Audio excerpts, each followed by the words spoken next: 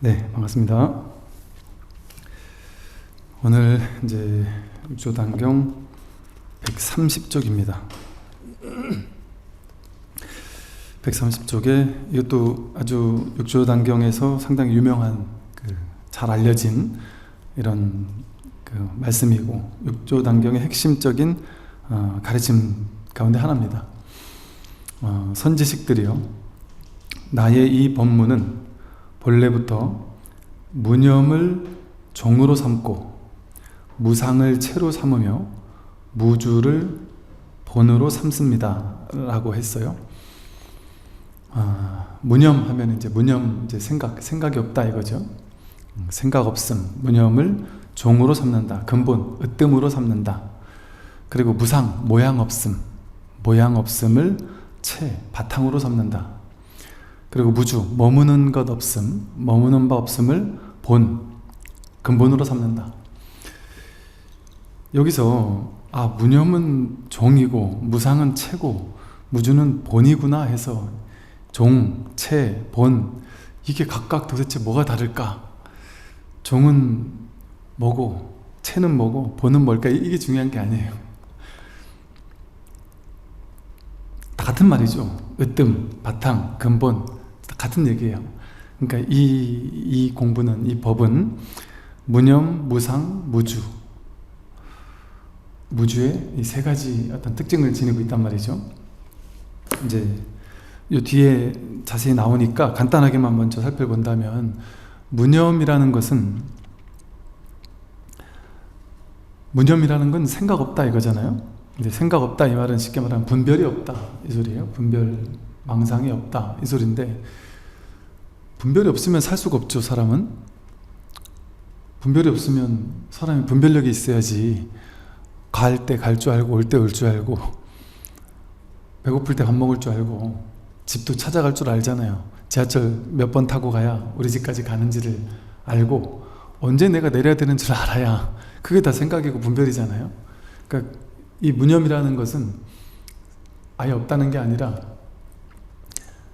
이게 이제 불교에서 되게 중요한 거죠. 중도적인 이야기인데, 무념이라는 것을 우리가 잘 알아야 되는 게, 제가 몇 번이고 누누이 말하지만 여전히 좀 헷갈리는 사람들이 있는 것이, 무념은 생각이 없다 그것이 아니라, 생각 없으면 사람 못 살아요. 바보죠. 그냥 얘도 생각 없잖아요. 이 무념은 생각을 하되 생각하는 바가 없다 이 소리예요. 그 말은 생각하되 생각에 머물러 집착하지 않는다.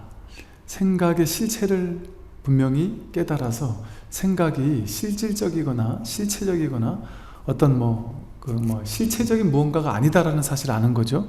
그러니까 인연 따라 일어났다가 인연 따라 사라질 뿐이라는 것을 깨닫는 거죠. 그렇게 되면 생각을 다 필요할 때 쓸 수 있어요. 생각은 일어날 때 충분히 일어난단 말이에요. 분별은 저절로, 왜냐하면 이 현실 세계를 살아가는 데 있어서는 생각을 안 쓸 수가 없습니다. 그리고 실제 우리 마음 공부를 하는 사람도 이게 무념 이러니까, 직장 가가지고 무념하고 있으면 큰일 나죠. 잘립니다. 회사에서 일하라고 하는데 저는 생각이 없습니다. 그럼 나가야 되죠. 그러니까 생각이 없을 수가 없어요. 그러니까 우리가 직장 생활하거나 현실 생활을 살 때는 생각을 쓰며 살아야 돼요. 그런데 생각을 쓰며 살면서도 무념이래야 되는 거예요. 무슨 무념이냐? 그 생각을 필요할 때 필요한 만큼 다 쓰고 살지만 그 생각에 오염되지 않는 거죠. 생각에 깊이 사로잡히지 않는 거죠. 생각에 머물지 않는 거죠. 그러니까 무주라고 하는 거예요. 무주. 당연하게 무념을 하게 되면 저절로 무주가 돼요. 근데 무념을 한다는 말은, 다시 말하면 무상과 같은 말이에요. 무상이라는 말은 이제 모양 상자를 써요. 우리가 이제 보통 서로 상자라고 하는 말, 이건 이제 모양이라고 하는데, 이 모양이 뭐냐 하면, 불교에서의 모양은 이제 표상작용 이런 말을 쓰기도 하는데, 모양이라는 것은 우리가 이것을 컵이라고 기억하려면 이 모양을, 이렇게 생긴 모양은 우리가 이름을 컵이라고 하잖아요. 그러니까 이 모양이 이 분별의 근간이 되는데, 우리 살아가는 삶의 근간이 돼요. 우리가 중생을 중생이게 하는 어떤 근간이 돼요. 그러니까 여기가 뭐 바탕이 되니 이렇게 채가 되니 이랬잖아요. 즉 우리가 처음 태어나자마자 갓난아기 때 응애응애 하다가 이제 조금 엄마 뭐 아빠 얘기를 하기 시작할 때쯤 되면 애들한테 이제 사회생활을 제대로 하도록 가르쳐 줘야 되기 때문에 아이한테 표상작용을 일깨워 줍니다. 표상을 만들어줘요. 두 가지 이제 단어 카드를 만들어서 앞에다가는 컵 이렇게 써놓고, 한글로 컵 써놓고, 뒤에다가는 이제 컵 모양을 사진을 이렇게 찍어서 놓는단 말이에요. 그럼 얘한테 컵 이런단 말이에요. 그러면 앞에 있는 컵 모양을 보고 뒤에 있는 컵이란 글씨를 본단 말이에요. 그래서 컵이라는 글씨와 컵이라는 모양을 매칭시키는 작용을 배운단 말이죠. 그래서 뭐 비행기, 사람, 동물, 뭐 호랑이, 사자 이런 걸 전부 다 단어 카드를 통해서 우리가 이제 비로소 이제 표상작용, 모양을 그걸 이제 이름과 모양을 매칭시켜서 기억하는 작용, 그거를 명색이라 그래요. 명은 이름 명자, 색은 모양 색자, 혹은 뭐 명상이라고도 그래요. 명과 상, 이름과 모양이다 이래요. 우리는 세상 모든 것들을 이제 분별하기 전에, 분별하려면 먼저 이 컵이 예쁜지 안 예쁜지, 좋은지 나쁜지 이런 걸 보려면 먼저 컵에 대한 상이 있어야 돼요. 이걸 보고 컵이라고 내가 아는 표상작용이 먼저 있어야 된단 말이죠. 그래서 이렇게 이건 컵이고, 이건 컵뚜껑이고, 시계고, 마이크고, 부처님이고, 뭐 스님이고, 이런 식으로 우리가 특정한 모양을 보면 그 특정한 모양을 특정한 이름을 떠올려서 딱 기억한단 말이죠. 매칭시킨단 말이죠. 그거를 이제 상이라고 그래요. 상이라고 그래요. 좀 구체적으로 말하면 이제 명상이라고 부릅니다. 근데 그건 우리 사람들이 임시로 만들어 놓은 거죠. 사람들이 임시로 뭐 나라마다 언어가 다르잖아요. 그러니까 그게 매칭되는 게 또 다를 수 있겠죠. 그리고 또 똑같은 이미지인데 어느 나라에선 좋은 이미지가 어느 나라에선 나쁜 이미지일 수도 있겠죠. 이 나라에서는 뭐 까치가 울면, 어디서는 아니 뭐 까마귀가 울면 어느 나라에서는 뭐 재수가 없다 이럴 수도 있고, 또 어느 나라에는 아주 기분 좋은 소식이라고 얘기할 수도 있을 것이고, 여러 이제 각 지역 문화, 나라마다 뭐 풍습과 문화 이런 게 다 다르잖아요. 그러니까 똑같은 표상을 보고 그걸 좋게 보기도 하고 나쁘게 보기도 한단 말이에요. 그러니까 이 상이라는 것은 우리가 편의상 다 같이 그냥 약속한 거에 불과한 거예요. 이걸 그냥 이런 모양은 이렇게 이름 붙이자라고. 그리고 문화나 전통에 따라 특정한 모양은 좋게 기억되어 있는 것도 있고 안 좋게 기억되어 있는 문화도 있을 수 있단 말이죠. 우리나라는 요즘에는 남녀가 완전히 이렇게 평등하잖아요. 그러니까 남녀 이러면 남자와 여자 평등 이게 딱 돼 있잖아요. 인도 같으면 여자는 거의 남자의 완전히 그냥 종속된 그런 정도, 완전히 여성의 어떤 인권이란가 이런 것들은 아주 바다일 것 같았어요. 그래서 근데 뭐 불과 몇십 년 전만 해도 남편이 죽으면 살아있는 아내를 같이 태워 죽게 하는, 죽었을 때 그 여자는 아주 신으로 추앙받는, 남편을 따라 죽었다, 아주 위대한 여인이다, 이렇게 신으로 추앙받기도 하고 그랬었거든요. 그리고 딸을 낳으면 인도는 막 부모님들이 죽을라 그래요. 괴로워해요. 막 내다 버리고 싶어 하고. 왜 그러냐면 딸을 낳으면 집안 거들낸다는 거예요. 왜? 이 남자가 내 딸을 데리고 가주는 것만도 고맙다고 우리 집 거의 뭐 전 재산을 갖다가 딸을 시집 보낼 때 지참금으로 줘야 되는 거예요. 그러니까 딸을 낳으면 막 펑펑 울었다 그래요. 그러니까 딸 하면, 여자 하면 어느 나라에서는 이런 이미지일 수도 있단 말이에요. 이게 또 뭐 사실은 옛날 같으면 또 다 그랬잖아요. 여인의 어떤 뭐 옛날 뭐 그리스 로마 이런 데서도 보면은 그 뭐 평등이라고 해도 그게 남자들끼리의 평등이지 여자들까지 이렇게 평등 이러진 않았었단 말이죠. 그러니까 여인 이런 거에 대한 이미지 상이 시대마다 나라마다 다르잖아요. 다른 것처럼 또 종교도 마찬가지죠. 종교가 시대마다 어떤 특정 종교가 어떤 특정 지역에서는 좋게, 어떤 특정 지역에서는 아주 그 종교가 나쁘게 이렇게 이미지로 상으로 기억되기도 하는 거죠. 또 아프리카 어느 부족에서는 아마 남자고 여자고 그런가 봐요. 이렇게 뚱뚱하면 뚱뚱할수록 미인 미남이라고 이렇게 한다 그래요. 그래서 뚱뚱할수록 뚱뚱한 사람은 아주 아름답고 멋있는 사람이다, 이런 어떤 상을 가지고 있고, 우리나라는 빼빼 마를수록 예쁘고 잘생겼다 이렇게 여기는 그런 상을 가지고 있잖아요. 이것처럼 우리는 세상 모든 것들을 상을 가지고 기억해서 이 상을 기반으로 생각하고 판단하고 분별한단 말이에요. 그런데 그 생각과 분별과 판단이 기반이 되는 이 상이라는 것 자체가 실제가 아니란 말이에요. 허망하게 내가 그냥 그런 모습으로 그것을, 그 대상이 나에게는 어떤 상으로 돼 있는지, 이게 사람마다 다 다른 거예요. 법상 스님 하면 제 법문을 예를 들어 열심히 듣고 막 정말 열심히 듣는 분들은 법상 스님 하면 되게 좋아하는 상을 가지겠죠. 훌륭하다는 상을 가지겠죠. 그것도 이제 불자들 중에도 그래요. 제가 정말 어이없게도 너무 제가 진짜 말도 안 되게도 어떤 분들은 이제 법상 스님, 그분 깨달은 도인, 이렇게 얘기하는 이런 착각하는 어리석은 사람들이 있더라고요. 전 그런 사람이 아닙니다. 그리고 또 그 스님 뭐 이래저래 하고 자기마다의 법상 스님이라는 것을 상으로 기억한단 말이에요. 그러니까 그거는 진짜 저겠어요? 진짜 저겠습니까? 자기 머릿속에 기억된 법상 스님이잖아요. 그럼 100명이면 100명의 법상 스님이 다 다르겠죠. 상이 다 다르겠죠, 그죠? 그래서 어떤 사람은 예를 들어 스님, 또 법상 스님에서 스님은 이래야 된다라는 상을 가지고 있어요. 그래가지고 스님이 뭐 커피를 먹는다. 어떻게 스님이 커피를 먹을 수가 있어? 스님은 고고하게 풀 한 포기 먹고 녹차 한 잔 마시고 TV도 안 보는 줄 알아요. 그냥 늘 아무것도 없을 때는 가만히 앉아서 좌선하고 앉았고, 스마트폰을 보면 깜짝 놀래요. 스님도 스마트폰을 보시나? 그런 사람도 있을 수 있단 말이죠. 이렇게 상을. 그러니까 우리는 저마다 자기가 모든 이미지에 전부 다 상을 지니고 있어요. 저마다. 근데 그 상이, 모든 대상이 전부 다 다르겠죠. 상이 다 달라요. 저에 대한 상도 지금 모두가 다 다르잖아요. 그래서 제가 어떤 특정한 약간 좀 격식을 깨는 어떤 일반적인 스님들이 하지 않을 만한 특정한 어떤 행동을 딱 보였다.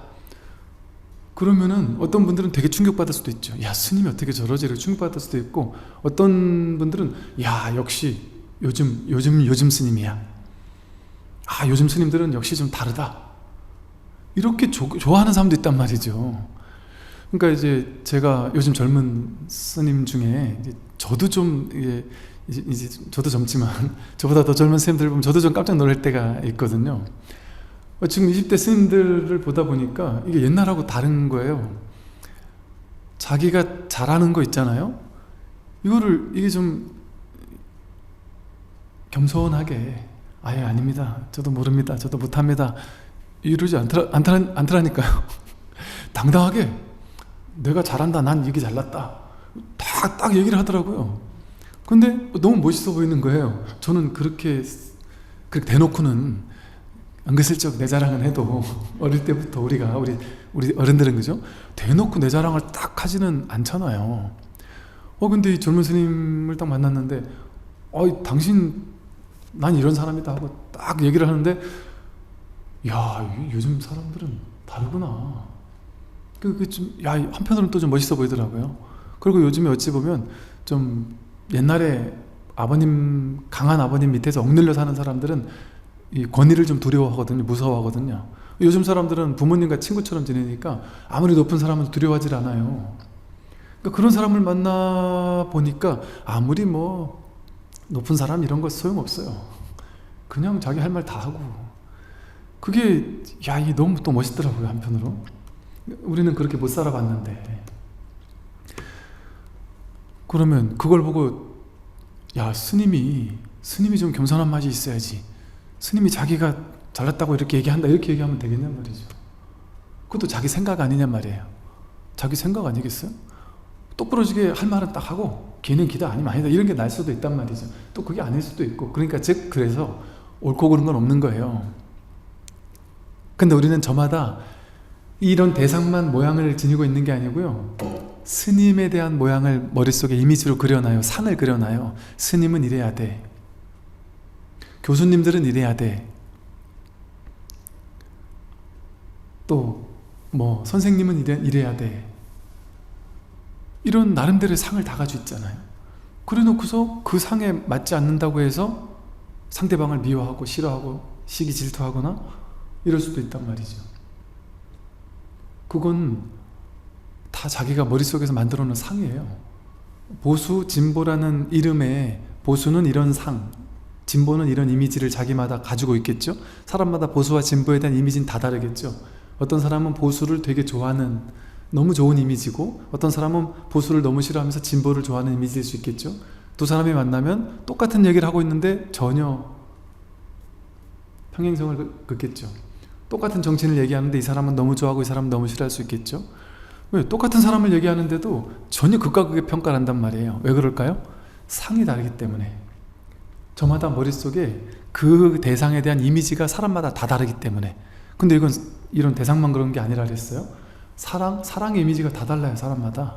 어떤 사람은 사랑하면 막 20대 때 아름다운 막 가슴 설레는 가슴 뛰는 그런 사랑을 생각하는 사람도 있고, 어떤 사람은 사랑하면 부모님이 자식을 따뜻하게 아껴준 그런 사랑을 생각하는 사람도 있고, 또 어떤 할머님은요, 사랑하면 아주 그냥 사시나무 떨듯이 막 그냥 사랑 같은 말도 안 되는 소리, 쓸데없는 소리 하지 말라고. 사랑이 어딨냐고 세상에.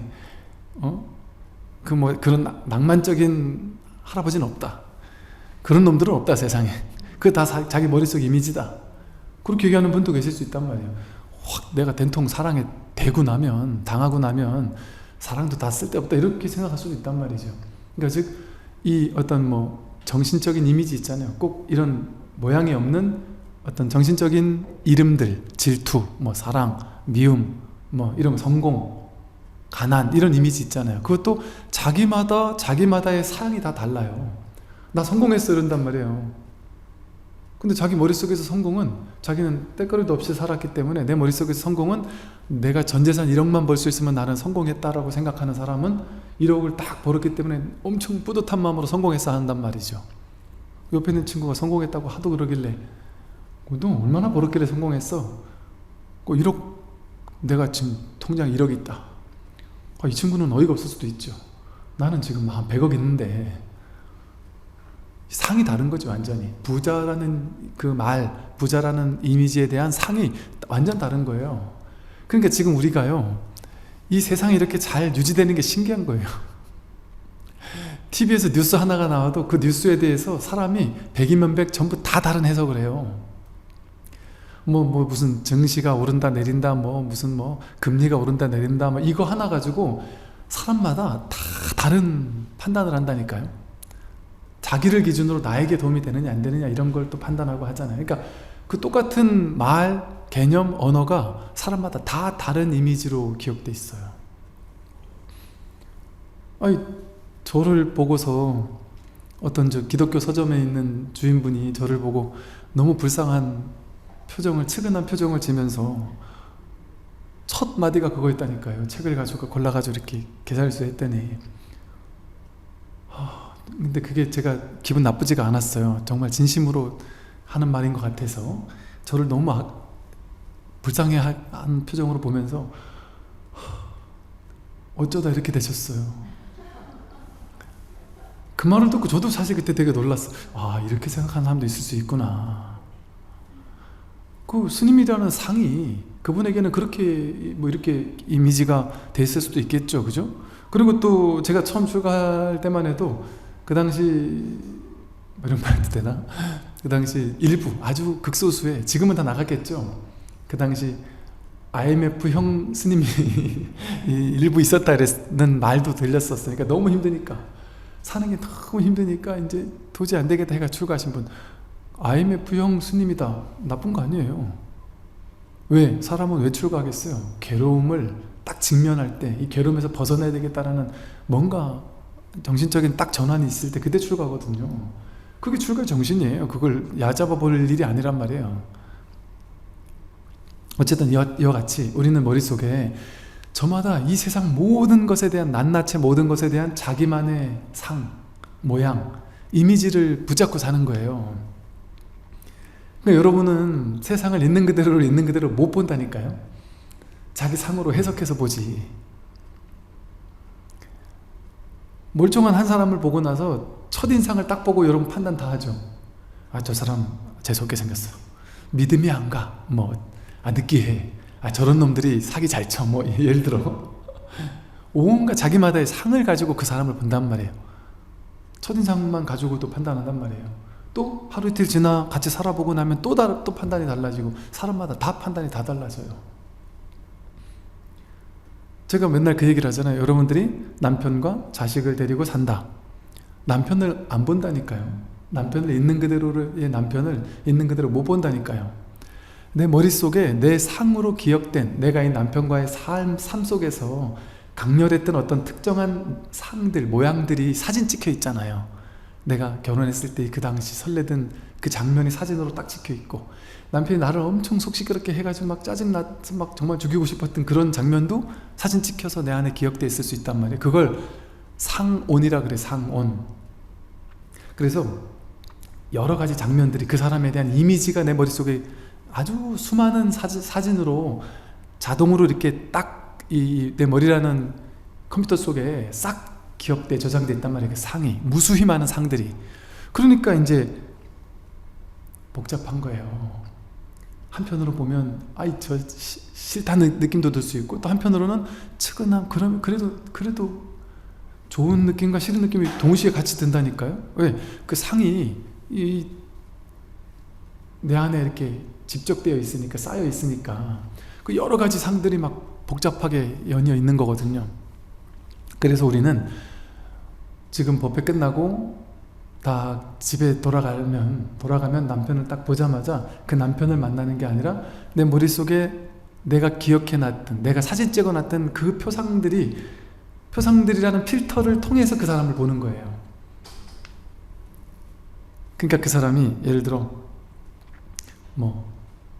야, 우리 어디 좀 투자를 해볼까? 예를 들어 이제 이렇게 얘기를 했다. 그러면 이분이 과거에 여기저기 막 투자하다가 돈을 막 날려가지고 집안을 파탄낸 전적이 있으시다. 그러면 예를 들어 이렇단 말이죠. 투자라기보다 이분이, 야, 우리가 이래저래 좋은 곳이 있으니 글로 한번 이렇게 좋은 데로 이사를 가든지 좋은 투자처가 있다라고 얘기를 했을 때 누가 저한테 와서 상담할 때 얘기를 하시는 거예요. 내가 뭔 얘기를 해도 믿어주질 않는다. 이거는 100% 진짜 좋은 건데 내가 말만 했다 하면 무조건 노라는 거예요. 일단 그게 심지어 이렇게 얘기한대. 너가 아무리 100%, 200%, 300% 좋은 걸 가져와도 나는 무조건 노야. 이렇게 얘기한다는 거예요. 얼마나 됐으면 그러겠어요. 그게 상으로 내 안에 남은 거죠. 내 마음속에 상으로 남으니까 이 사람이 가져오는 건 다 의심스러운 거죠. 이게 무슨 말이에요? 모른단 말이에요. 지금은 이 사람이 바뀌었을지 그걸 통해 배우고 깨달았을 수도 있잖아요. 그죠? 그래서 실수를 더 이제 안 할 수도 있단 말이에요. 그런데 말만 꺼냈다면 일단 탁 써붙이는 건 뭐겠어요? 상으로 그 사람을 보기 때문에. 또 이 사람이 나한테 뭘 하자 이러면은 당신 한마디 하면 또 이거 할라리지 또 저거 할라리지 하면서 내가 미리 그냥 짐작해가지고 넘겨짚는단 말이에요. 뻔히 이런 얘기 하겠지. 자식들이 문 꽝 닫고 들어가 있으면 또 게임 하겠지. 표상작용이 게임 맨날 하고 앉아있는 걸 보니까. 그러니까 그런 식으로 자기 머릿속에 표상작용으로 이렇게 기억되어 온 세상을 살고 있어요. 전부 다. 그래서 모든 중생들은 실제 진짜 삶을 안 살아요. 실제 삶을 안 살고 진실된 삶을 살지 못해요. 머릿속에 상으로 기억된 허망한 허상의 망상의 세계를 사는 거예요. 우리 모두가. 진짜 남편을 못 만나고 진짜 자식을 못 만난다니까요. 불쌍하게, 안타깝게도 진짜 어머니 아버지를 못 만난다니까요.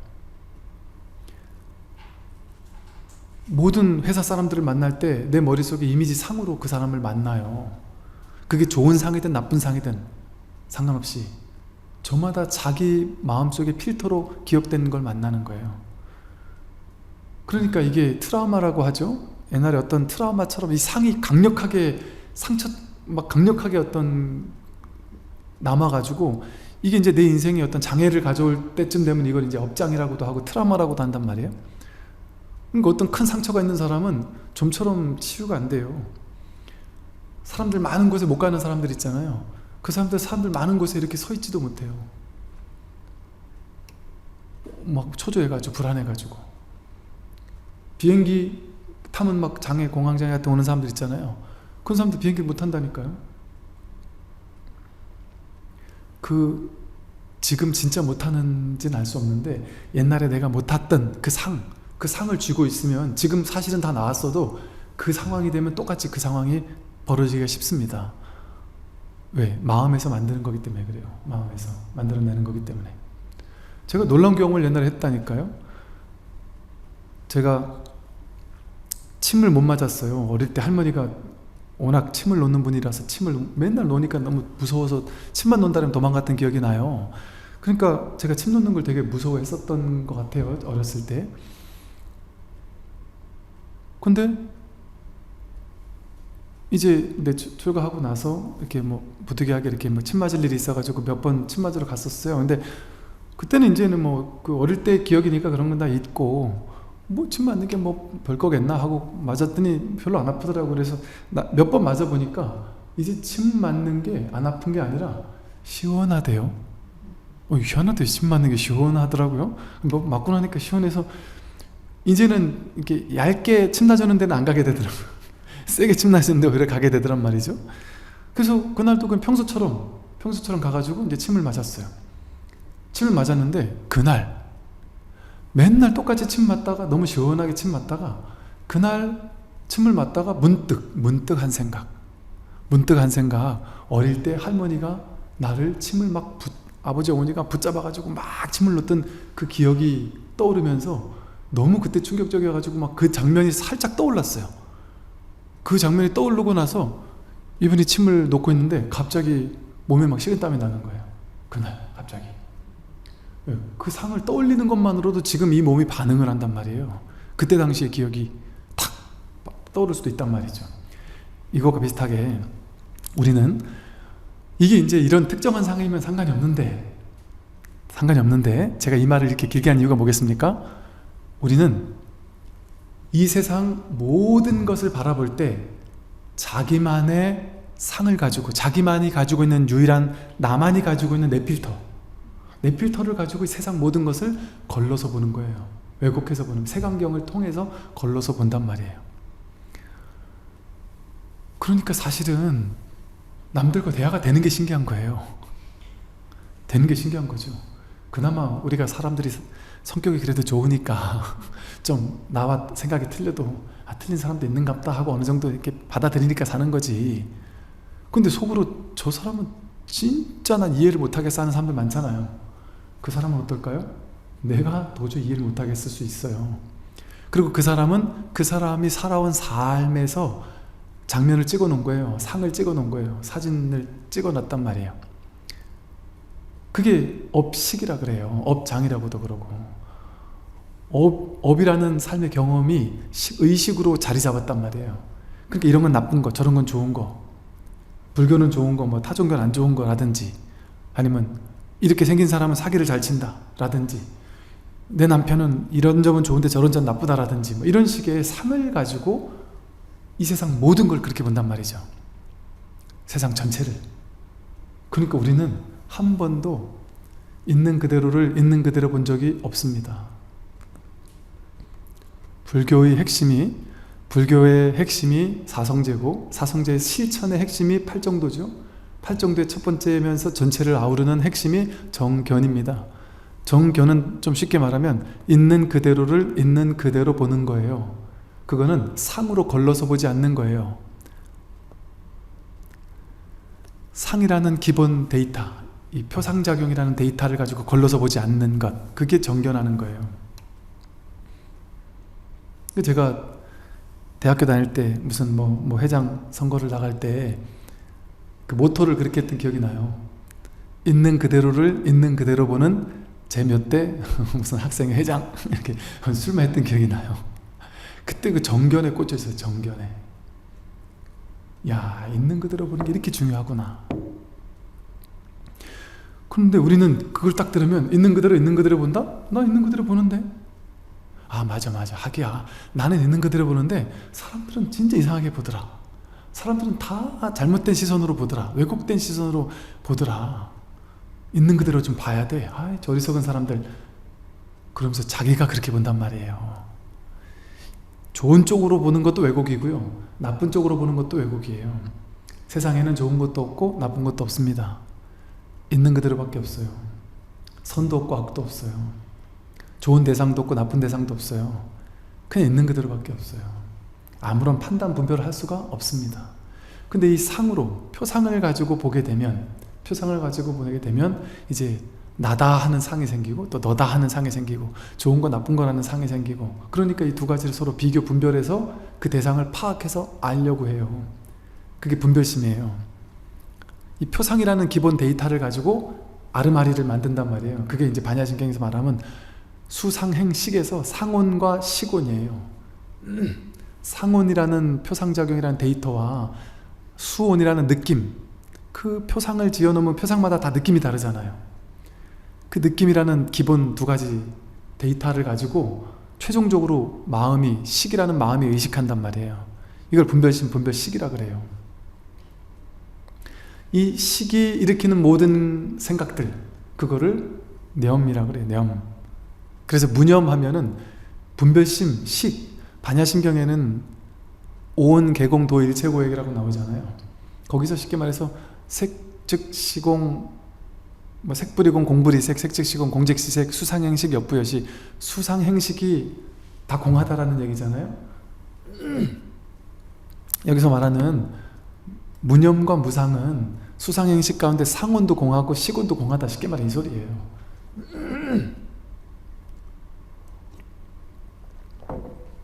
물론 교리적으로 들어가면 약간씩 다른 게 있다 이럴 수 있겠지만,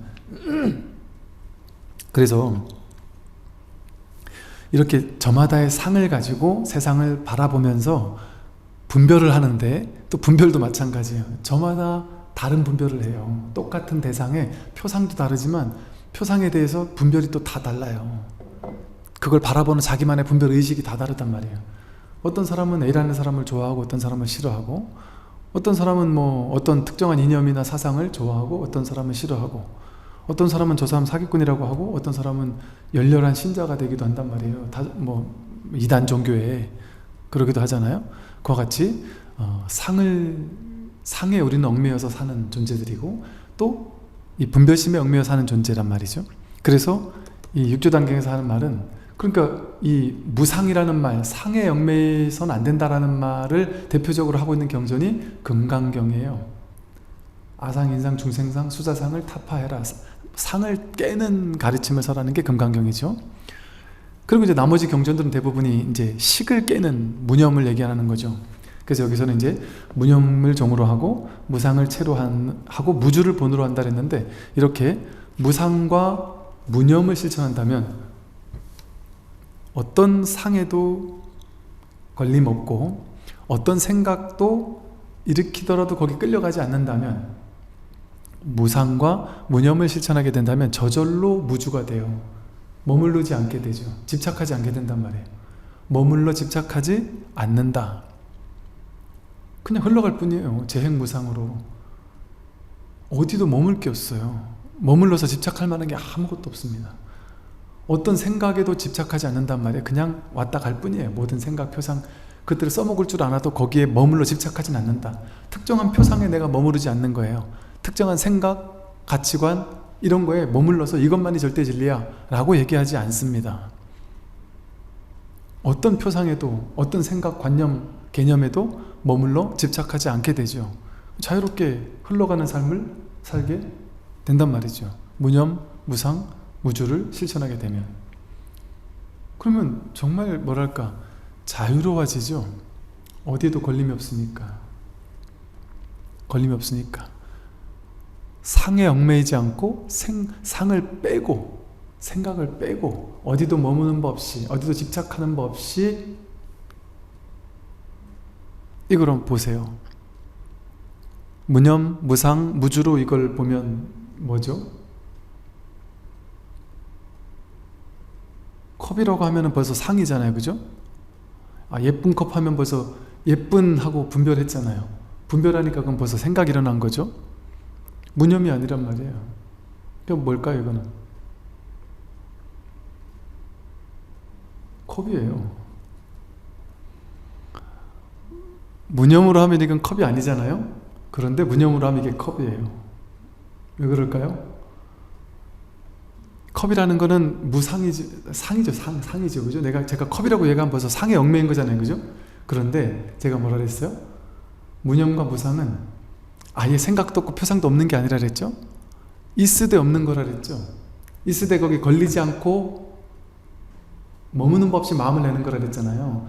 제가 컵이라고 할 때는 컵에 집착하는 마음으로, 컵에 머무는 마음으로, 컵이라는 표상에 얽매인 마음으로 컵이라고 한 게 아니고 그냥 컵이라고 했단 말이에요. 머물지 않는 마음으로, 상에도 머물지 않는 마음으로 컵이라고 했을 때는 컵, 이게 문제가 없단 말이에요.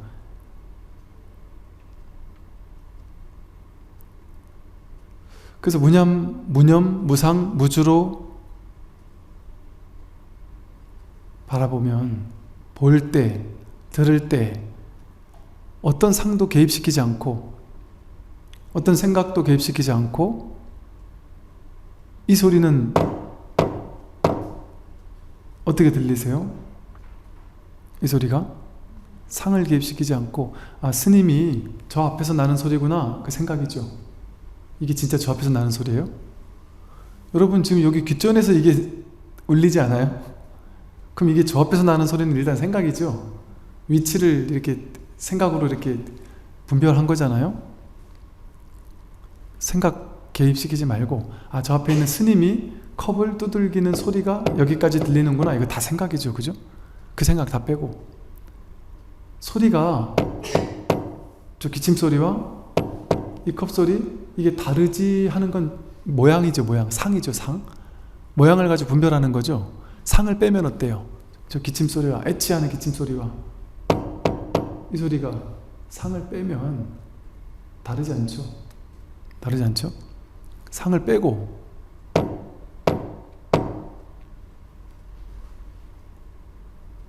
상을 빼고 들어보세요.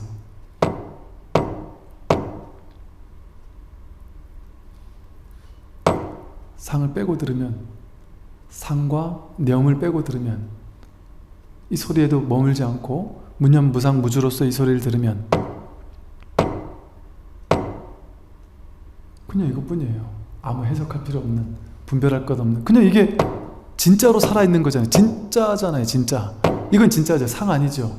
이걸 가지고 어떤 소리 저런 소리 저 스님이 하는 소리 나는 저 소리를 귀로 듣고 있어. 저 소리는 밖에 있고 나는 내가 지금 귀로 들었어. 이거 다 생각이란 말이에요. 이게 중요한 말이에요. 여러분 이 소리가 저 앞에서 들리는 소리를 내가 여기서 들었어. 이거 생각이에요. 실제 그런 경험이 일어나지 않아요. 지금 여기서 실제 일어나는 일은 저 소리를 내가 듣고 있어가 일어나지 않아요. 그냥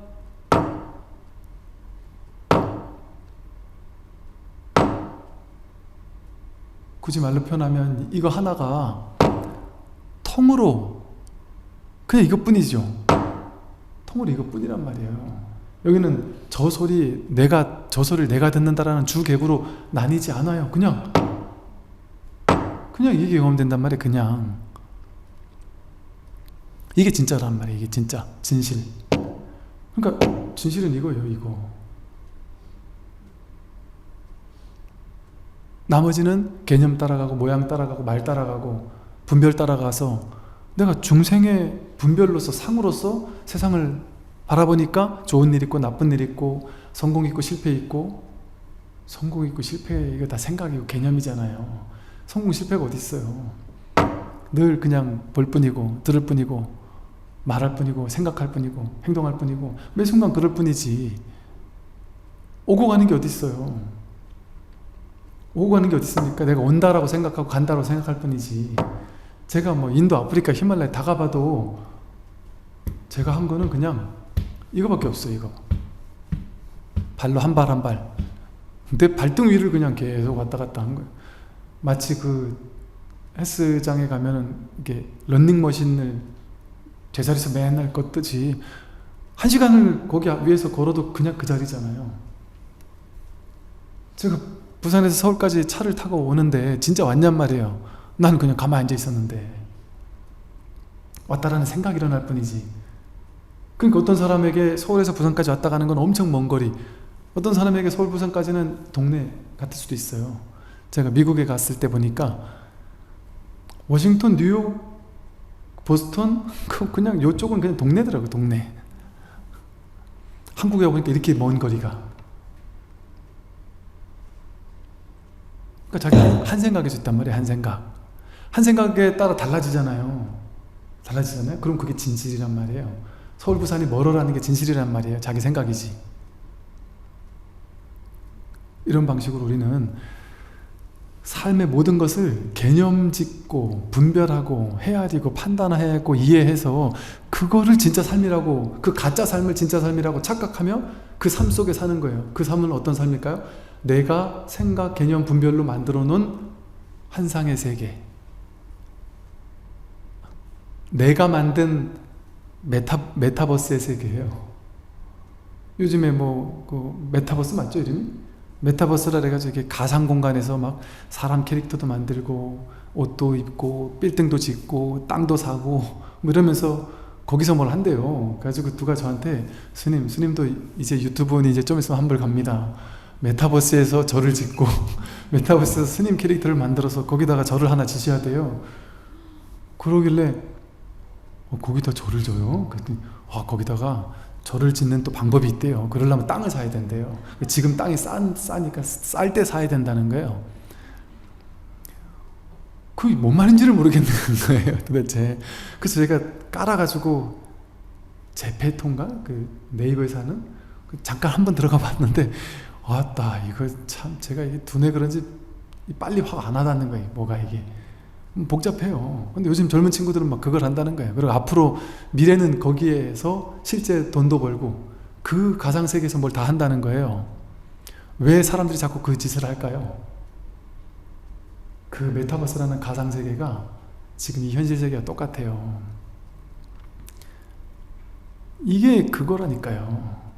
지금 이게 진짜 이건 현실이니까 자기는 가상세계 들어가서 뭔가 위로받고 안심받고 돈도 벌고 하고 싶은 거잖아요. 이게 가상세계라니까요. 지금 내가 만든 가상세계, 굳이 네이버에서 만든 거에 들어가가지고 무슨 땅도 사고 이럴 필요가 없어요. 내가 지금 자기 가상세계를 전부 다 자기 혼자만 자기가 만들어 놓고 자기 혼자 그 속에서 자기 혼자 사는 거예요. 남들은 지금 저마다 자기가 만든 상으로 만든 다른 가상세계를 저마다 살고 있거든요.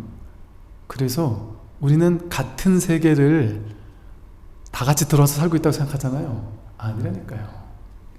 다 각자 자기만의 세계를 살고 있어요. 자기가 만든 세계. 그러니까 하나의 지구에 모든 사람이 70억인가 사는 게 아니에요. 전부 다 자기가 만들어놓은 실제하지도 않는 허망한 허상으로 만들어진 거짓 세계, 가짜 세계.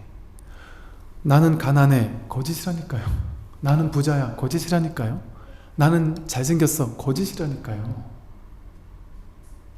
제 도반 스님 중에 이렇게 산적 비슷하게 생긴, 좀 좋게 말하면 그 중국의 그 무슨 그 뭐라 그러죠? 그 포대 화상 같이 생긴 스님이 계세요. 그 스님이랑 이제 중국 성지순례를 그 스님이 갔었는데 중국에 가서 이 스님이 막 업이 됐어요. 중국 사람들한테 어느 날 막 신이 나셔가지고 막 여기저기서 차 사러 오고 여기저기 막 찻집에 다니고 막 이러더니 이제 버스로 올라와셔가지고 얼굴이 막 환해지셔가지고 되게 재밌는 분이신데 우스개로 그러시는 거예요. 이야, 내가 인제 봤더니 난 중국 가서 살아야 되겠어. 이러면서. 한국에서는 내가 안 먹히잖아? 근데 중국에서는 이게 먹히는 얼굴이야. 그래서 내가 포대화상 닮았다고 다들 너무 좋아한다고. 그러면서 이 사람들이 너무 가는 곳마다 좋아한대요. 내가 못났다. 그게 진짜냔 말이에요. 시대에 따라 다르다고요. 보는 사람에 따라 다르다고요. 그러니까 저마다 이 세상에 있는 이 많은 사람들이 다 자기 짝 찾아가죠. 자기 짝에게는 자기가 멋있는 거라. 그러니까 내가 봤을 때 잘났다 못났다 이게 진짜냔 말이에요. 자기에 대한 판단이 진짜 옳았냔 말이에요. 내가 잘났는지 못났는지, 나는 인생 실패한 거 진짜냔 말이에요. 하물며 너무 자기가 잘난 줄 알고 사는 사람은 내가 잘났다는 게 진짜냔 말이에요. 잘난 것도 없고 못난 것도 없다고요. 옳은 것도 없고 그런 것도 없습니다. 올바른 거 그런 거? 그런 거 올바른 거 그런 게 진짜 있을까요? 물론 최대한 지금 현실에서 내가 할 수 있는 올바른 삶을 살아야죠. 정의로운 삶을 살아야죠. 근데 그게 정해져 있냔 말이에요. 진짜 절대 진실로 정해진 게 있냔 말이죠. 없습니다. 다 개념이 만들어낸 거예요. 선악이라는 것도 개념이 만들어냈어요. 이 나라에서는 선인 게 저 나라에서는 악일 수 있죠. 당연히. 뭐 울지문덕 영개소문, 중국에서는 자기 나라 사람들을 막 30만씩 그냥 죽여버린 적군의 수장이잖아요. 이처럼 우리는 자기가 만든 이렇게 상으로서 또 영으로서, 그러니까 생각과 모양으로서, 좀 더 이제 풍성하게 얘기한다면 수상행식으로서, 수상행식이 진짜 난 줄 알고 수상행식으로 만든 거짓된 허망한 세계, 가상세계, 자기가 만든 이 메타버스의 가상세계에서 이 가상 캐릭터를 꾸미고 있는 거거든요. 옷을 사 입고 집을 사고 차를 사고 하면서 이 가상 캐릭터를 꾸면서 여기 만족하는 거예요. 그러니까 남들이 야 예쁘다 이러면 진짜 내가 예쁜 줄 아는 거예요. 나는 이 캐릭터 하나가 내가 아니라 이 가상세계 전체가 다 내가 만든 건데, 가상세계 전체가 난데, 내가 만든 조물주가, 내가 만든 한 존재가 내가 만든 요 캐릭터를 칭찬하면 자기 칭찬하는 줄 알고 좋아서 막 신나하면서 또 비난하면은 괴로워서 산단 말이죠. 그게 다 헛것이라니까. 헛것, 허망한 놀이에 사로잡혀 있는 것과 똑같다. 이제 이런 무상과 무념, 무주를 생각하면서 오늘 이제 그 무상, 무주, 무념을 이 육조 스님은 어떻게 설명하고 있는지를 한번 보겠습니다. 무상이란 모습 속에서 모습을 벗어나는 것이며, 무념은 생각 속에서 생각이 없는 것이고, 무주는 사람의 본성입니다. 좀 부연 설명을 했어요. 무상은 상이 없는 거잖아요. 그런데 그냥 모습을 벗어난 게 아니라 모습 속에서 모습을 벗어나는 거예요. 아, 스님 저는 상을 깼습니다. 그렇다고 해서 이게 책인지도 모르고, 이게 컵인지도 모르고, 이게 먹는 건지 안 먹는지도 모르고 그러면 안 되죠. 모습을 다, 상을 취하면서도 상을 취하지 않는 거예요. 생각하면서도 생각에 끌려다니지 않는 거죠. 머무는 바 없이 마음을 내는 거죠. 그렇다고 우리가 상을 깬다고 해서 이게 컵인지도 모르고 비행기인지도 모르고 절인지도 모르고 부처님인지도 모르고 그렇게 막 산다는 게 아니에요. 막행막식하고 산다는 게 아닙니다. 다 분별할 줄 알지만 분별의 진실을 안다. 분별의 허망함을 안다. 분별이 진실이 뭔지를 알기 때문에 분별에 끌려다니진 않는다. 내가 분별의 주인이 되어서 분별을 쓸 줄 아는 거죠. 모양도 마찬가지죠. 모양을 다 아는 거예요. 모양을 모르는 게 무상이 아니에요. 무상이면은 아무것도 모르는 깐난애기로 되돌아가야 돼, 우리가. 아무것도 모르는 걸로. 근데 그렇지 않단 말이에요. 모습 속에서 모습을 벗어나는 거예요.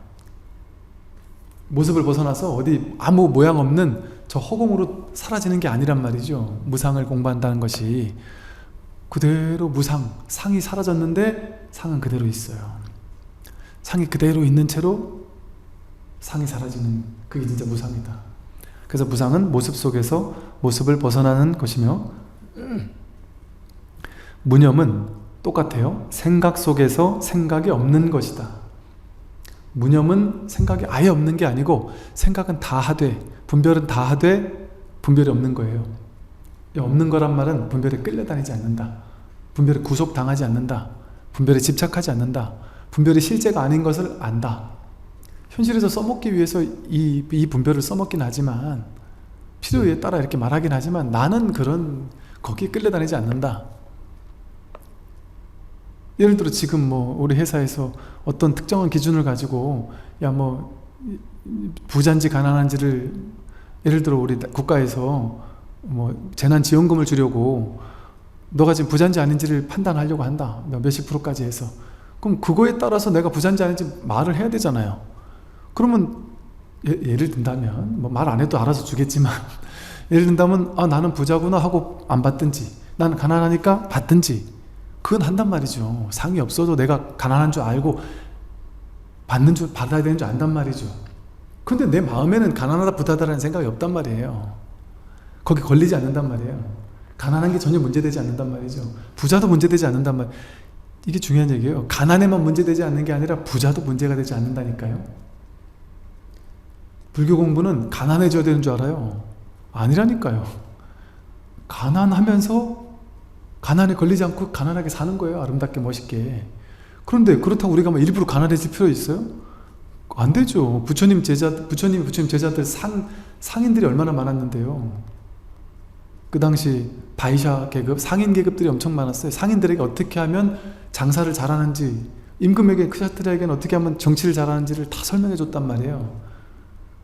돈 잘 버는 방법을 가르쳐 주신단 말이에요, 부처님이.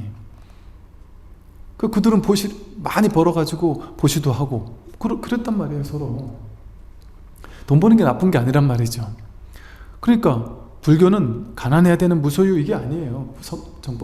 법정 스님이 무소유를 말하신 것은 너무 소유만 사로잡혀 있으니까 균형을 맞춰주기 위해서 그 소유에 사로잡힌 망상을 깨주기 위해서 무소유를 방편으로 설하신 거예요.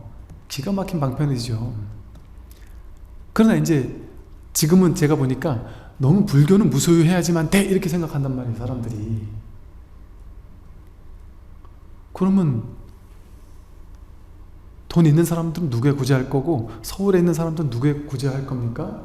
스님들은 뭐 최신 얼리 어답터라 그러나요? 얼리 어답터가 되면 안 돼. 스님들은 싼 거 구닥다리만 맨날 써야 돼. 그러니까 혜민 스님이 비싼 무슨 뭐예요 이거 아이폰에서 나온 뭐 이런 거 이렇게 본다고 사람들이 욕을 하고 막 그랬단 말이에요. 그러면은 그거 안 쓰면은 어플을 어떻게 만드냐고요. 저는 너무 좋게 봤거든요. 왜냐하면 야 불교도 이렇게 바뀌고 있구나. 그리고 종로에서 한복판에서 어플을 만들려면 마음 공부 깨달음 어플을 만들려면 어플 전문가 친구들하고 같이 해야 되고 같이 그걸과 머리 맞대야 되고 그러면 거기 살아야지. 어디 저 시골에서 맨날 출퇴근 할 수가 있습니까? 거기 살아야죠. 그리고 꼭 스님이 절에만 살아야 된다는 것도 고정관념 상이에요. 마음 챙김 무슨 명상센터 같은 거를 만드셨단 말이죠. 근데 그 명상센터에는 살 수가 없어요, 사람이. 그리고 그 옆에 어딘가 거처를 마련해야 됐겠죠. 제가 이 두둔하려고 하는 게 아니라 이것도 하나의 좀 이렇게 너무, 물론 제가 아주 과한 것에 대해서는 반성해야 될 것도 있겠죠. 그러니까 당신도 깨닫고 반성하기 위해서 이렇게 침묵하고 아무 말 안 하고 핑계 안 대고 반성하시잖아요. 저는 혜민 스님하고 관계없는 사람입니다. 근데 균형을 맞춰야 된다는 생각이 들어요. 지금 혜민 스님만을 제가 얘기하는 게 아니라 지금 현대 사회가 보면 정치인이고 연예인이고 뭐 체육인이고 할 것 없이 누구 하나 조금만 문제가 있다 싶으면 마냐사냥하듯이 모든 사람들이 막 그냥 우르르 몰아가서 욕을 하고 몰아붙이고 그 사람을 완전히 막 이런단 말이에요. 그러면 이게 나만 할 수 있는 사람이 얼마나 되겠어요. 우리가 진짜 그렇게 우리가 청빈하고 다 그렇게 깨끗합니까? 깨끗합니까? 저부터도 제가 돈이 있었으면 서울에 포교당 사람들이 접근성 좋은 지하철 가까운 그런 곳에 이렇게 널찍한 포교당 냈을 거예요. 당연히 안 그렇겠습니까?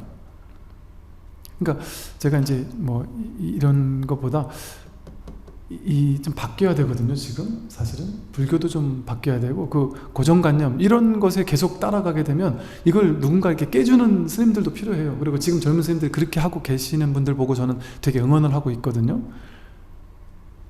그러니까 옛날처럼 무조건 스님 됐으니까 서울에 가 살지 마라, 무조건 저 시골 가서 옛날 전통교육만 받아야 된다, 무조건 그럴 필요는 없다고 생각해요. 서울에서 동대든 대학원이든 공부도 하고 무슨 저기 컴퓨터 관련된 교육도 좀 받고 코딩 같은 교육도 좀 받고 그래서 그런 어플을 만드는 선생님들도 있고 그게 포교 아니에요. 요즘에 맞는 포교잖아요.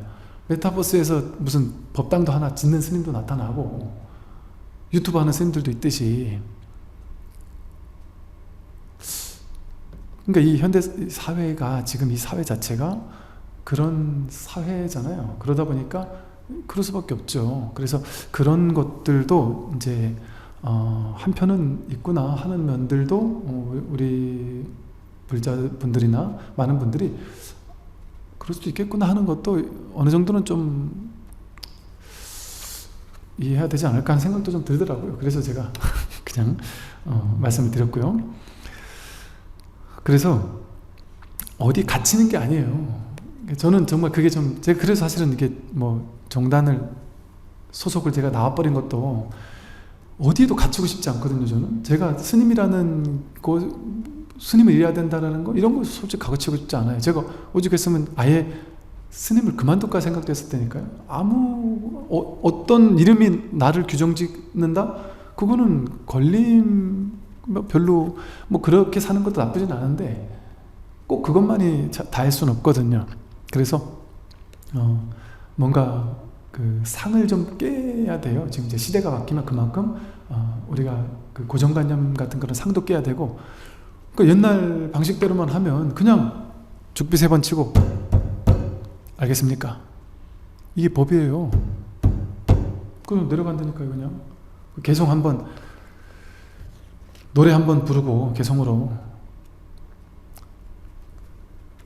연부를 하면서 노래 개성 한번 부르고 이게 법이다. 중국 이러하나 얘기하고 그러고 내려가면은 알아듣겠냔 말이에요. 지금 현대인들이. 그 포교 방법도 좀 바뀌어야 되고 그런 게 있습니다. 그게 왜 그러냐? 불교는 상업을 기반으로 해서 나타난 종교거든요. 그러니까 사실은 기독교, 천주교 또 다른 많은 종교들은 보면 어떤 유목 전통이라든지 아니면 그 농업 전통이든지 그렇거든요. 보통 다 그래요. 대부분 유목 전통이나 농업 전통이에요. 유교 같은 건 농업 전통이고 뭐 기독교 같은 건 유목 전통이기 쉬운데 불교는 독특하게 상업 전통에서 나온 종교예요.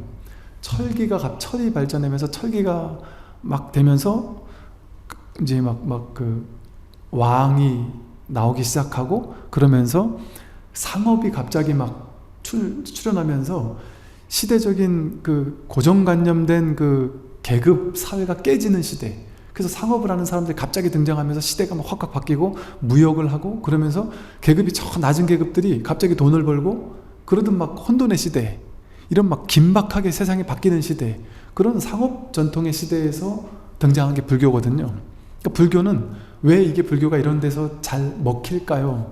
요즘 같은 시대에 불교가 잘 먹힐 수밖에 없는 이유가 태생이 그래요. 태생이. 불교는 재행무상이에요. 머물러 있지 못하게 해요. 끊임없이 함께 따라 흐르는 거예요. 변화와 함께 따라 흐르는, 자기를 고집하지 않는 게 불교예요. 머물러 있지 않는 게 불교고, 불교는 이런 거야. 그 틀을 고집하고 집착하면 그건 불교 아니라니까요. 근데 옛날에 고리타분한 전통, 문화, 그거 석가모니 부처님 만든 겁니까? 역사 속에서 만들어진 것들이 얼마나 많은데요. 그걸 고집해가지고 그것만이 불교라고 해서 그 상에 머물러 있으면 되냔 말이에요. 요즘에 우리나라에서는 오히려 지금 서양에 가서 제가 미국 갔을 때 제가 불교 이렇게 하니까 사람들이 되게 신선하게 보면서 불교는 되게 세련되고 새롭고 현대인들의 어떤 이런 것들을 다 깨뜨려 줄 수 있고 또 과학이라든지 이런 모든 것과 다 잘 맞는 정말 과학적인 종교다 이렇게 알고 있어서 제가 깜짝 놀랐거든요. 근데 그 당시 우리나라 불교의 이미지는 어땠냐면 타종교는 세련됐고 신진 종교인데 불교는 고리타분하고 옛날 종교, 할머니들만 가는 종교. 네, 옛날같이 뭐 그냥 기도나 하고 맨날 옛날 고리타분한 변화가 없는, 변화 발전이 없는 이런 종교라고 이미지를 가지고 있다라니까요. 아닙니다. 그건 우리가 가진 상이에요, 상. 진짜 불교는 그런 게 진짜 불교가 아닙니다. 그러니까 무조건 법장 스님처럼 돈 한 푼 없이 시골에 가서 그냥 김치 하나에 의지해가지고 수행해야지만 앉아서 좌선 오래 하고 그래야지만 진짜 수행자라고 생각을 한단 말이죠. 부처님이 그러셨습니까? 부처님은 도시에 계셨어요. 도시에. 마가다구, 코살라고 그 당시 가장 번화했던 두 마가다, 코살라라는 두 나라를 비롯해서 가장 큰 대도시 수도만 다니면서, 수도 위주로 다니면서 가장 번화했던, 가장 상업이 누렸고 정치가 누렸던 번화했던 곳들을 다니면서 그곳에 있는 대중들을 교화했어요. 왕과 또 그 상공업자들 그리고 모든 대중들을 다 교화했습니다. 어디 산에 가가지고 앉아있는 그런 거 하지 않았어요. 부처님은 끊임없이 걷고 걸었고 끊임없이 사람들을 만났죠. 그러니까 당대에 교주치고 마호메트나 예수님이나 다 안 그랬잖아요. 교주치고 당대, 당신이 살아있던 당대에 부처님 그 당시에 16개국이 있었는데 거의 16개국을 다 다니면서 포교를 했고 대부분의 나라 왕들이 부처님을 믿었고 국가에서 막 절을 져주고 막 곳곳에 절이 수십 수백 개가 지어졌어요. 부처님 당대에. 부처님이 건축 전문가도 아니었는데 알아서 절을 져놓고 부처님 제발 와주십시오 해가지고 무수히, 그러니까 당대에 현실적으로 봤을 때 이렇게까지 성공한 사람이 없더라는 거예요. 종교 교주가 없더라는 거죠. 그만큼 부처님은 엄청난 열정을 가지고 엄청난 포교를 하신 분이에요. 그 긴박하게 돌아가는 세상에서 긴박한 변화를 다 조언을 해주면서 상공업자들에게도 조언을 해주고 전쟁 나는 임금들에게도 조언을 해주고 그러면서,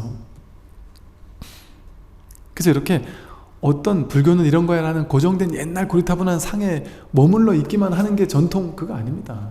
오래되다 보니까 우리는 그런 상을 가지지만 불교의 본질은 그런 게 아니에요. 그래서 요즘에도 절집안이 많이 바뀌거든요. 요즘 서울에 포교당 내는 스님들 보면 와, 절이 이럴 수가 있단 말이야? 깜짝 놀라요. 제가 얼마 전에 법회 좀 해달라 해서 갔더니 제가 진짜 약간 너무 좋은 아이디어를 받았어요. 저는 이제 제가 서울에 이제 예를 들어 나중에라도 포교당을 낸다면 부처님 모시고 수미단을 모시고 부처님 모시고 닷집 옆에 탱화 이거 하는데 여러분 건물 짓는 돈 못지않게 더 든다니까요. 그런데 그 절에 갔더니 그냥 한 층에 텅 빈 공간에 부처님도 아무것도 없어요. 중간에 액자 하나 달랑, 달마 액자 하나 달랑, 끝. 아무것도 없습니다. 제가 깜짝 놀랐어요. 이거다. 제가 돈이 없으니까 어떻게 하면 인테리어를 좀 부처님 모시고 하는 걸 적게 드릴 수 있을까를 고민했는데 그걸 딱 보니까 이건 돈이 안 되네. 나는 부처님 액자가 나는 있으니까, 누가 기증해 주신 게 있으니까 그분 한 분 딱 모시면 끝이네 그냥.